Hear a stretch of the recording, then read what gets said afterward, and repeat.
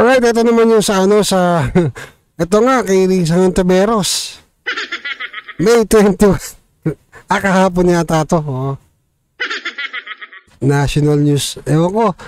Senator Risa Hontiveros bukas sa posibilidad na maging standard bearer ng oposisyon sa 2028 presidential election. Todas tayo dito mga kababayan. Tingin nyo, mananalo kaya to?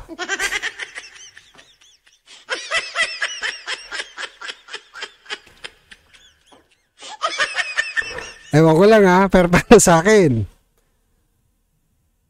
pwede naman niya subukan. Karapatan naman niya yun. Pero para sa akin,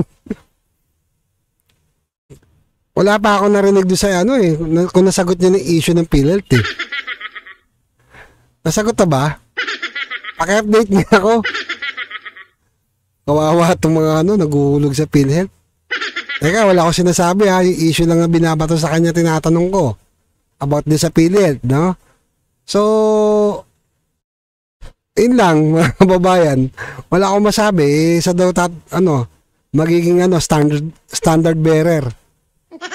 Eh di wow.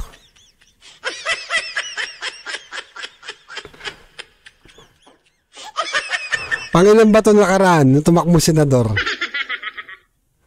Ewan ko lang mga kababayan ha, pero nakakagulat po talaga itong midterm election na ito na nangyari dito. So, nawala yung ibang boto ng PDP laban. Tapos biglang may sumulpot, nagpang-ilan pa sila, no? May magic. Tapos ito, ang lakas ng loob, tatakbo siya. Anyway, yun nga, ano naman niya yun, karapatan naman niya yun. At di na rin tayo pwede magtaka, di ba? Kasi, halos magsama na sila ng pula. Wala sa amin problema yun. Pero never kayo makakatikim ng boto. Sa amin. Diba? Sa amin mga DDS. No, na sumusuporta kay Pangulong Duterte at kay BP Inday Sara. At sa mga Duterte. No? PDP laban. Good luck na lang.